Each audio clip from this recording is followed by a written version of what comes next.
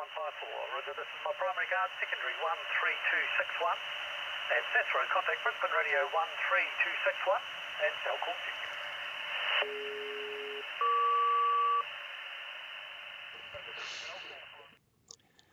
Welcome to day 7, lesson 1, and this lesson is titled data processing. So we're going to be looking at the architecture and some of the processes of the ATM and also some terminology. Now remember, this is an introduction level course. For more detail on data processing, you would need to do the ATSEP qualification data processing course. But anyway, let's go on and have a look at the details of the data processing system we're going to look at on this course.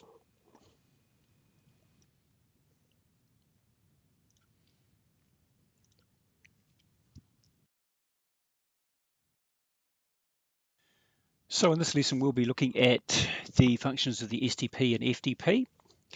Then after that, we'll be looking at the following subjects: ATM data feeds, FDP applications, SDP applications, ATM recording and developments, hardware and software, ATM requirements, radar inputs and outputs, FDP processes, and ATM displays.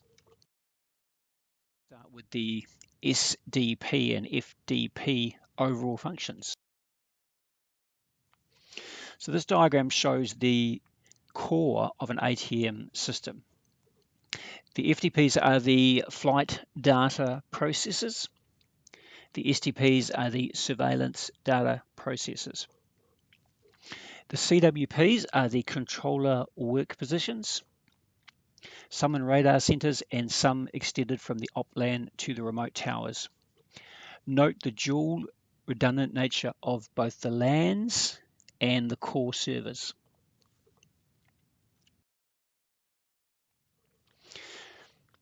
Describe the overall function of the SDP. The function of the SDP is to take multiple position reports for the same aircraft from different surveillance systems and create a system track, which is the highest probability estimation of the actual aircraft position based on all of the sources. The SDP can also pass single sensor tracks to the CWPs, and the controller can select single sensor mode at their CWP if they wish, but this is not normal operation. So typically they'll be operating with the system track. The SDP also corrects the reported mode 3C altitude if the current QNH is available. When it is available, the MSOR safety net is also switched on, MSOR being minimum safe altitude warning. Describe the overall function of the FDP, and I'll just read these out. So the FDP receives, stores, and distributes flight plans via the AFTN or CWP entry. So most of the flight plans will come in via the AFTN network. It correlates SDP tracks to flight plans. So the radar data coming in is used to match the radar targets to a flight plan. It creates predicted future trajectories for flights.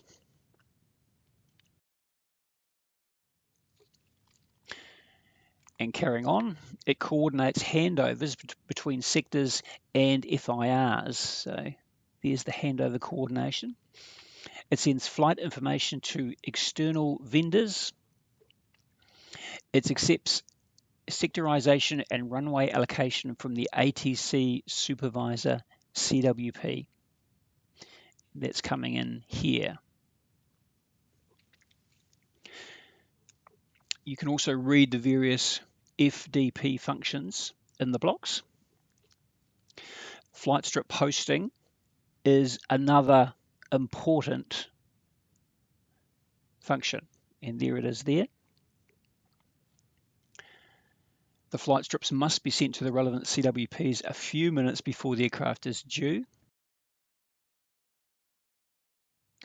Okay, so that completes the content for this section. So go back and review those and then try the revision questions, slides 4 to 14. Pause the video until you're ready to continue.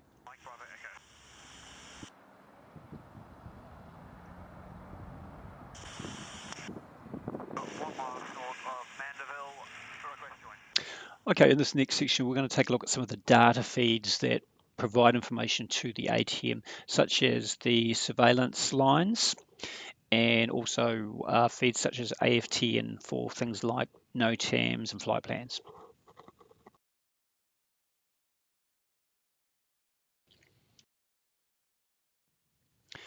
State how the system interfaces with surveillance sensors.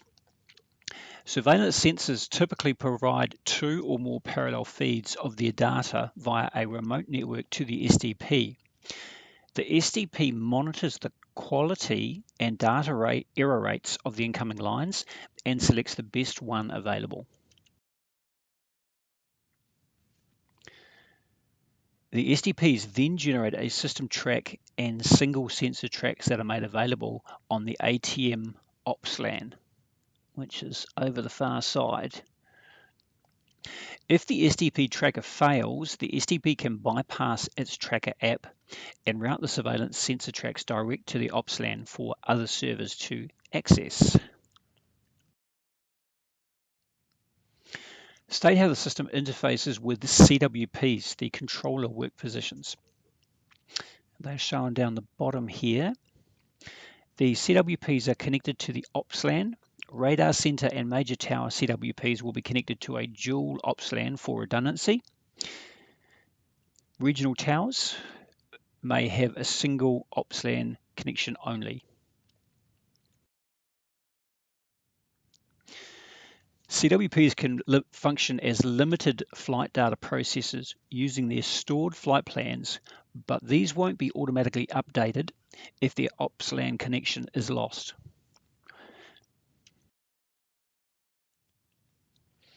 State how the system interfaces with flight plan distribution. Flight plans are delivered to the ATM primarily via the AFTN connection. The importance of this feed cannot be overstated. Aircraft can only fly in controlled airspace with a flight plan lodged and a clearance received. If the AFTN connection is lost, aircraft that have yet to lodge a flight plan will not be cleared to fly unless they can lodge a flight plan via VHF radio, which would be a slow and laborious process.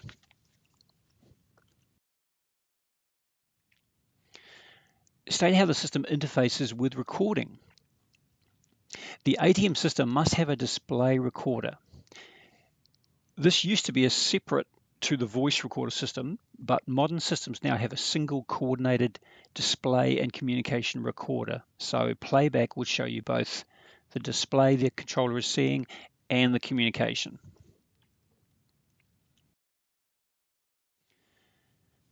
State how the system interfaces with AFTN.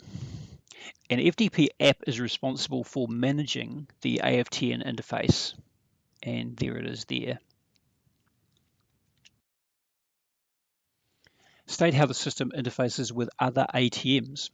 Communication with other ATM systems, especially internationally, is via the AFTN using AIDC or OLDI messages. So again, the AFTN connection is vitally important.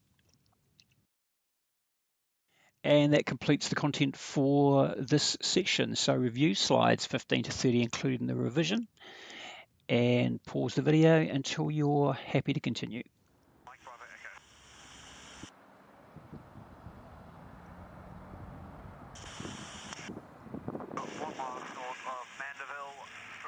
In this next section, we're going to look at some of the processes performed by the FDP, the flight data processor. So we'll be looking at managing flight plans, we'll be looking at code allocation, we'll be looking at correlation between a surveillance target and a flight plan, and we'll be looking at route processing and route projection.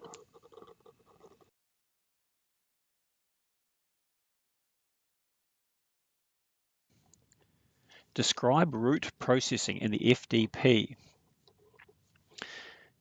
The FDP creates a four-dimensional route for the aircraft flight plan that can be adjusted for the effects of wind speed and direction on the aircraft performance. This allows the future position of the aircraft to be projected, and this is vital for flow management.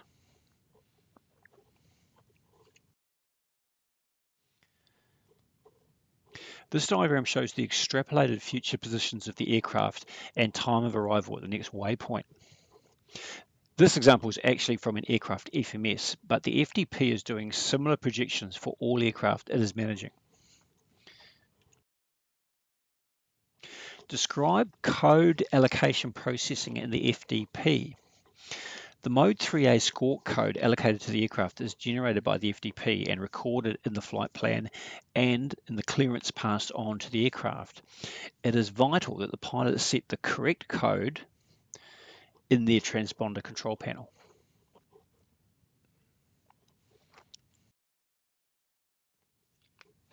Describe correlation and track labeling processing in the FDP. Correlation is the process where the received Mode 3A code from a surveillance target is matched to a flight plan. This allows the ATM system to correctly populate the label attached to the target position symbol.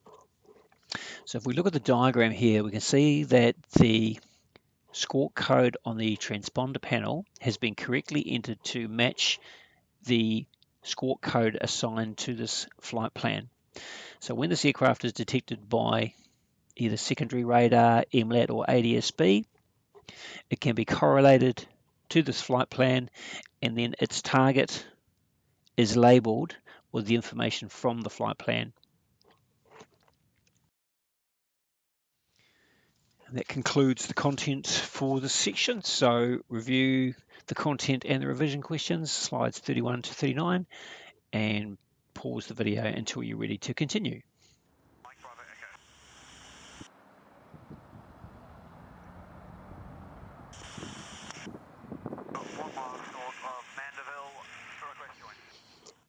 In this section, we'll cover one more function of the FDP, which is flight strip posting. Then we'll move on to the SDP, that is the surveillance data processor, for some of the functions that it performs, such as track labeling, coordination conversion, plot to track processing, and safety nets, operating some of the safety nets. So let's have a look at that.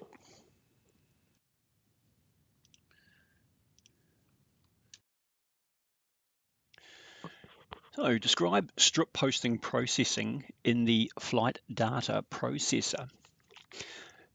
The controllers not only follow flight progress on radar displays, but in approach departure sectors and towers, they use flight strips. And there are some flight strips illustrated here. These are an additional important tool for air traffic management.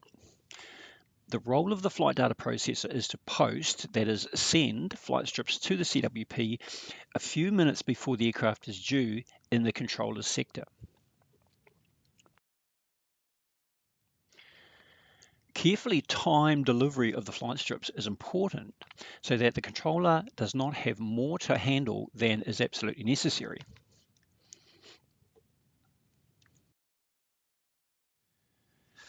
Okay, let's now change from the flight data processor to some surveillance data processor functions. Describe coordinate conversion in the SDP. Coordinate conversion or generation may be necessary in the SDP as asterisk target report messages arrive. Typically, the asterisk message will contain the lat-long coordinates of the sensor and the target position relative to that point in either polar or rectangular. Polar is bearing and range, as shown here, bearing and range. Rectangular is an X and a Y component. The SDP must convert such target reports into WGS84 coordinates for the target position for display on the ATM screens.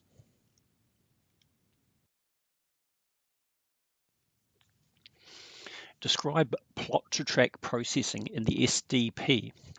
A plot is a single position without heading or speed. A series of plots in time sequence can be processed into a track over time that includes current position, heading, and speed.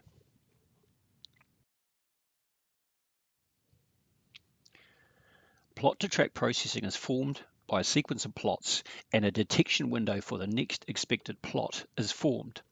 This is extrapolated from the track speed, heading, and is wide enough to allow for any reasonable turns or accelerations of an aircraft in flight. If the next plot falls in the detection window, the track is continued. So here are the previous plots and the current plot. Here is the detection window with the position of the next expected plot, although as long as it falls in the detection window, the track will continue. Describe track label processing in the SDP. Should both FDP functions fail, the SDPs will provide limited label information for each track, such as the score code. As we have discussed previously, if the CWPs are still operating and have the flight plan stored, they will be able to complete limited independent flight data processing functions, such as correlation and label generation, as long as they are receiving STP data or feeds from local surveillance sources. Most locations with CWPs will have local ADS-B receivers, and so will be able to process local traffic, even if there is a complete failure of the network back to the core FDP, SDP processors. Describe safety net processing in the SDP. The SDP also applies tests to each aircraft track and raises alerts if the flight plan contravenes the safety nets managed by the SDP, which includes MSOR. And that concludes the content for this section. So review slides 40 to 52, including the revision, and pause the video until you're happy to continue.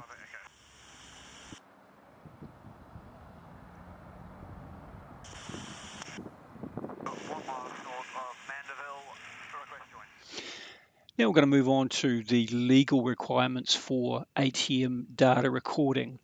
Then we're going to cover some terms, some ATM terms. Now these are basically terms for various projects which you may or may not be directly involved with, but it's good to know what they mean because they do come up from time to time. So we'll cover some of those.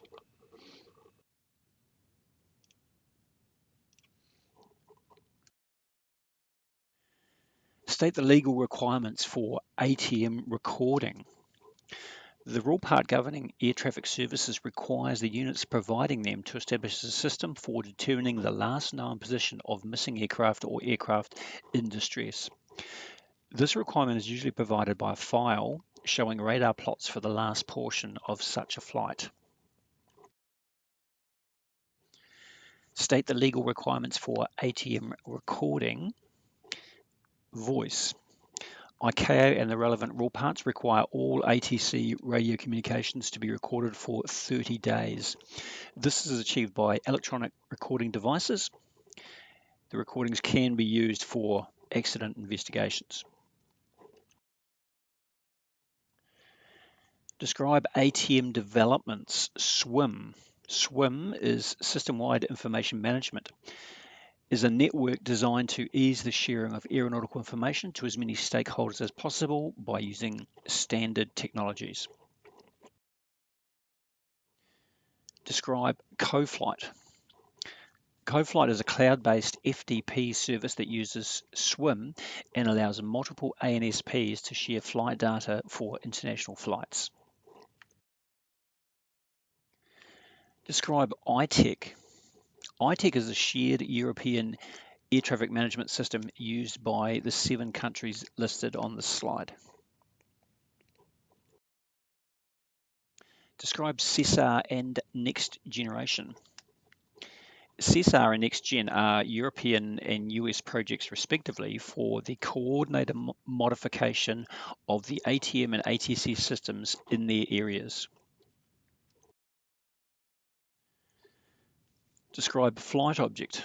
Flight objects allows controllers to request trajectory changes in any sector the aircraft is in to improve traffic flow. Describe multi-sensor tracking. Multi-sensor tracking allows controllers to select a system track or a single sensor track. This provides the option to exclude the effects of any suspected inaccurate sensor. That concludes the content for this area. So revise those slides in the revision, slides 53 to 65, and pause the video until you're happy to continue.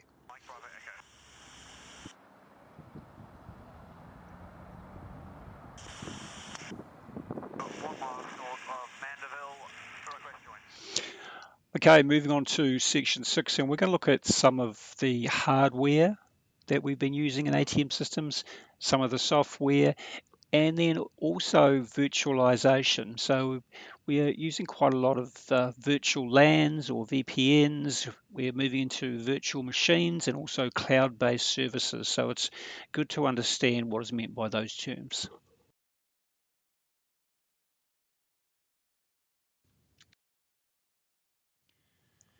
Describe the hardware used in ATM and its redundancy. A modern ATM has all critical functions duplicated with automatic switchover to standby channels and applications. A properly designed core system should never completely fail due to power supply or server issues. Describe the hardware used in ATM and its redundancy. Core servers are selected from reputable brands of proven reliability and with a large margin of processing capability over the normal operational requirements. Their installation must have adequate environmental control to ensure a good cooling airflow is available. Processor load and temperature are monitored by SMC staff. Typically, redundant duplicated systems are installed in separate equipment racks with power supply feeds able to provide alternate UPS-sourced main supplies. External network interfaces should also be duplicated for redundancy.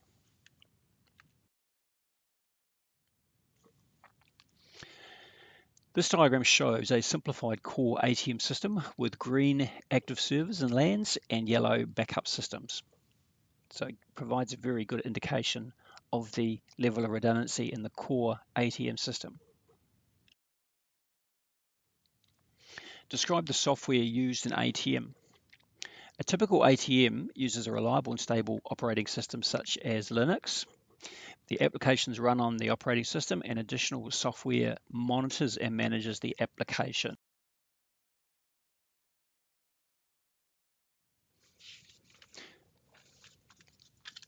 Describe the use of virtualization in ATM networks. VLANs and VPNs are used to provide logical separation on the same physical connections. LANs running on their own dedicated cables will be replaced by a pool of shared cables acting as one physical link and separated into VLANs. This improves the efficiency of the resources and increases redundancy since any physical cable can be used by the highest priority traffic. And servers. The core ATM functions may be hosted by high-capacity data center servers that can allocate portions of their memory, processing, and network capacity to run as virtual machines that operate as if they were completely separate and independent servers, even though they are effectively operating on the same large data center server. That completes the content for this section. So revise slides 66 to 77, including the revision, and press pause until you're happy to continue.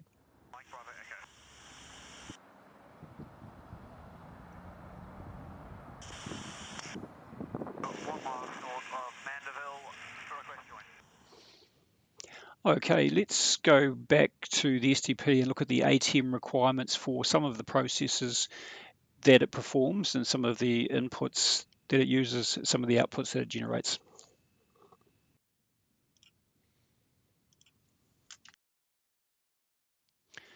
Describe SDP requirements for quality of service and reliability. The core ATM functions are a 24/7 operation. The servers, such as the SDPs and the FDPs, as pairs, should provide 100% serviceability, and this has been found to be the case in practice.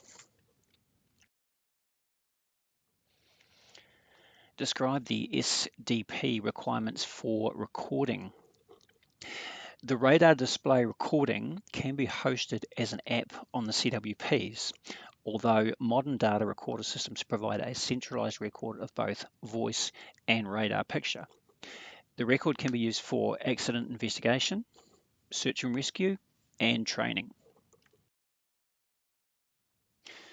Explain SDP single and multi-sensor modes, plots, and tracks.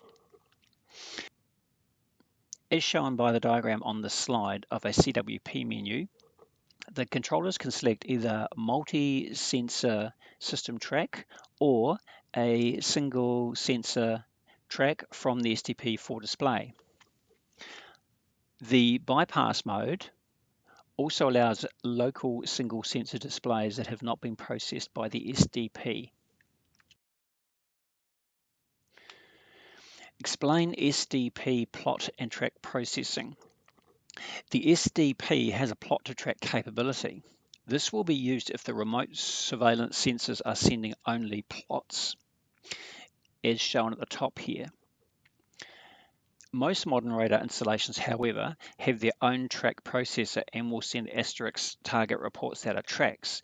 In that case, the SDP plot to track processing will be bypassed, as shown below, and the tracks will go straight to system track processing.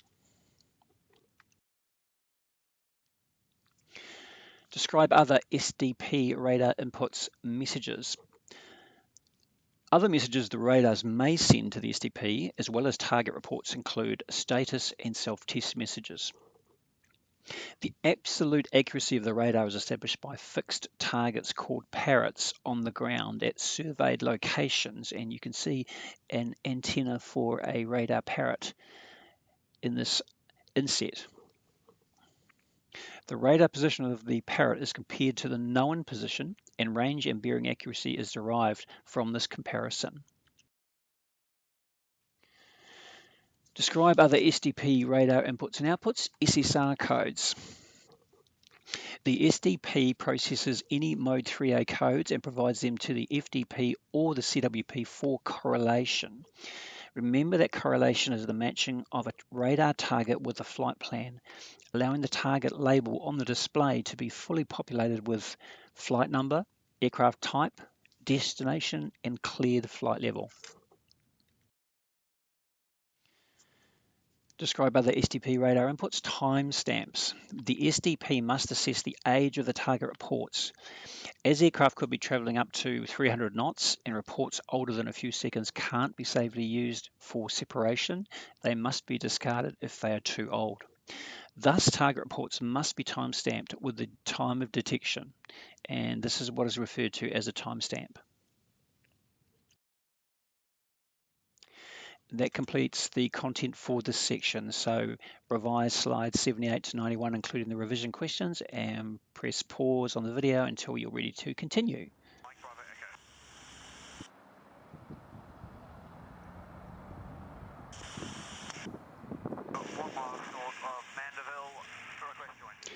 Right, we're looking at a few more of the functions of the SDP, the selection and use and monitoring of the radar lines, adaptation and map data that it uses, and safety nets, and also any specialist interface between the FDP and the SDP if they need a change of format in radar data.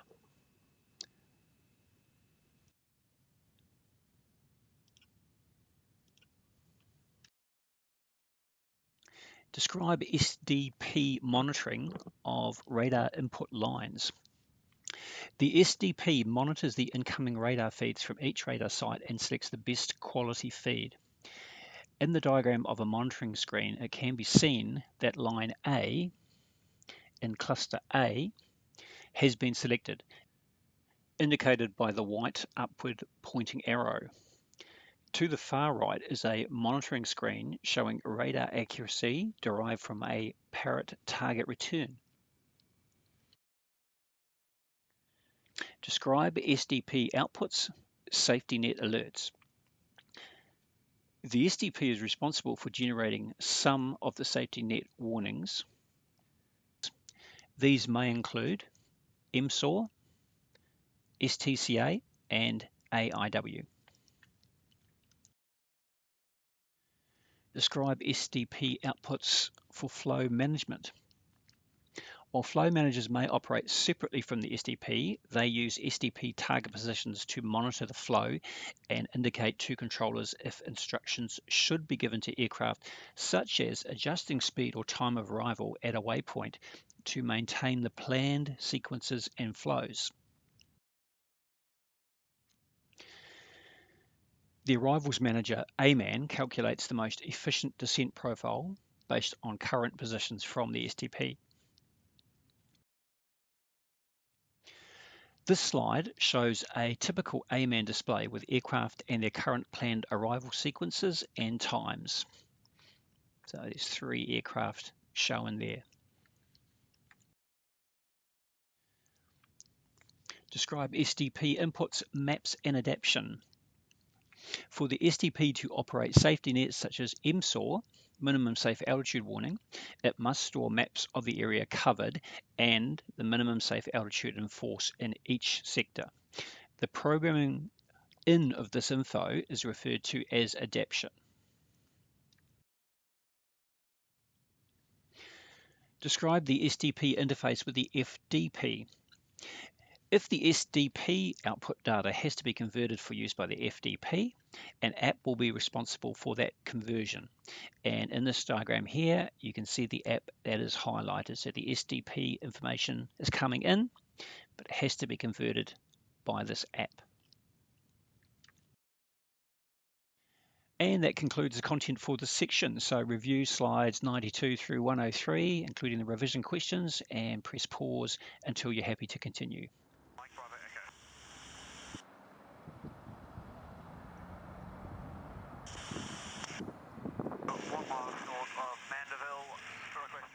Okay, well, let's move on to the FDP, the flight data processor. Now, there's many functions that the FDP performs.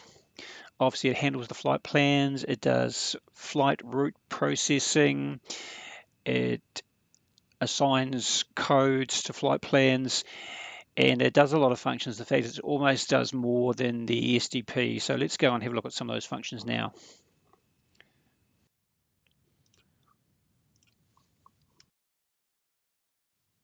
Describe FDP requirements for quality of service. Just as for the SDP, the FDP is part of the core ATM system, and as part of a redundant pair is expected to deliver 100% availability. Explain the FDP function in terms of accuracy and speed. The FDP processing must be accurate and timely to ensure all info is available and delivered at the right time to CWPs to allow controllers to maintain a safe and efficient flow of air traffic.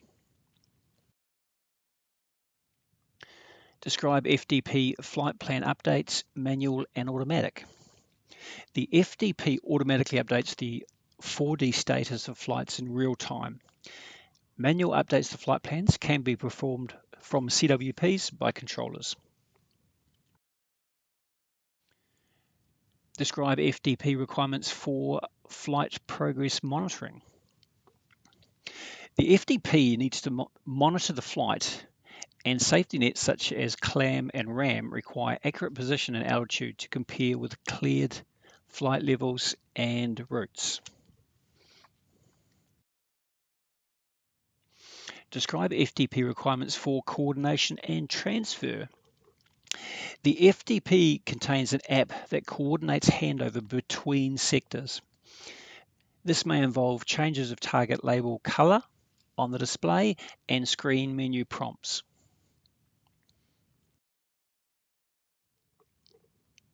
Describe FDP requirements for route processing and track labels. The FDP provides full label data to the CWPs for each radar track. The FDP also extrapolates the future positions of the aircraft based on the flight plan route. Describe FDP inputs met. Area forecasts are provided as GRIB files. They are valid for 24 hours but should be updated every 6. They provide wind direction and strength at points on a grid and at various altitudes. Describe FDP inputs, static data adaptation. The FDP requires maps and routes. This is termed static data as it doesn't change between AIRAC updates.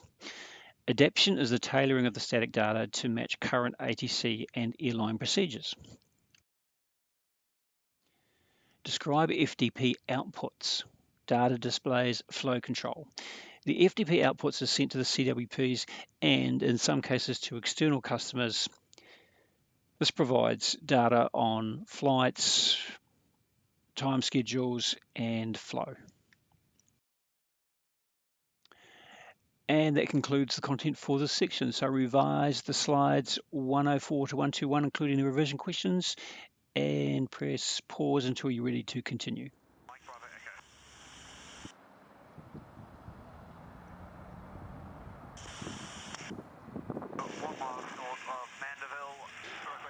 Okay, a final section. We're going to look at some of the displays used in the ATM. We're going to look at the SMC and the supervisor displays and what sort of functions are available there.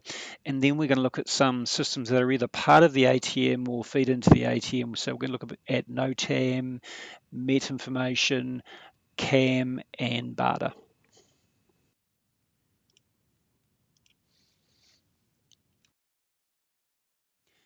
Describe the ATM display technologies in use. Modern displays are usually of the OLED type. Generally, when radar separation is given at a CWP, the display must be of a minimum high resolution. A variety of other interactive displays may be in use. The voice switch panel is generally a touchscreen. The electronic flight strip is often a Wacom type interactive display with an RF pen. Describe the ATM information displayed on the SATCO screen. So the SATCO, Senior Air Traffic Control Officer or Supervisor, usually has a CWP position and display with a control window with which they can set the role or sector for each other CWP. They are able to reconfigure the airspace by amalgamating or separating sectors as required. This enables controller load to be managed more effectively. Describe the ATM information displayed on the SMC screen. The SMC screen for the ATM system features high-level blocks showing status for CWPs and other servers in the system, as well as signal feed status such as for surveillance systems and networks. By clicking on the high-level icon, they can open up lower menus for each system, revealing more status information and providing reconfiguration or reset options. Apps and operating systems can be restarted remotely using the SMC screen. List additional information required by the ATM, QNH. Current QNH is required by the ATM system to convert raw transponder reported altitudes into corrected altitudes. If the current QNH is not available, the MSOR safety net will be off.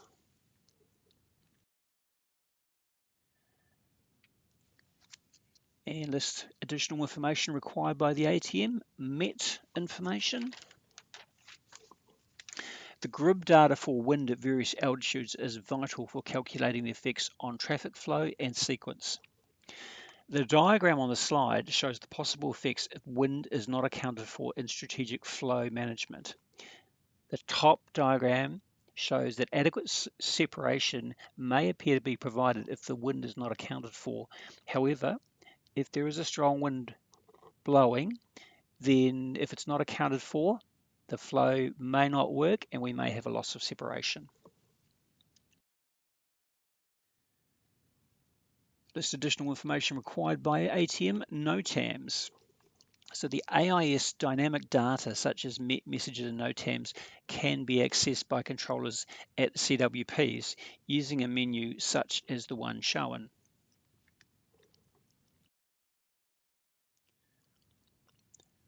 List additional information required by the ATM CAM, or Collaborative Arrivals Manager.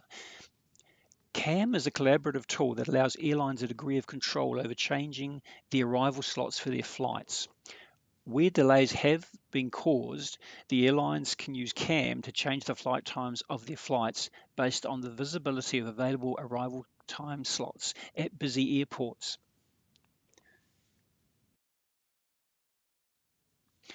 List additional information required by ATM BARDA.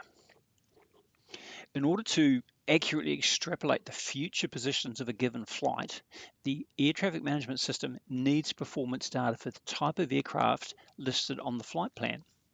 BARDA is a set of performance figures commonly used by ATM systems and lists performance for all common aircraft types.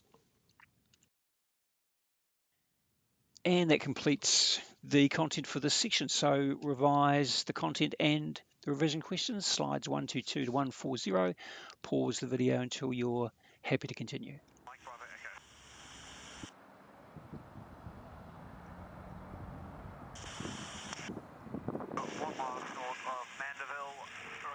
Okay, well that completes this pretty big lesson on data processing, but it's an important area to get a good grasp of because the ATM system is basically the core and the heart of the air traffic control and air traffic management system. So yeah, take your time, do a good review of this one, and if you have any questions, remember to tune into the Teams meeting that's scheduled, and we can talk about any questions that you might have.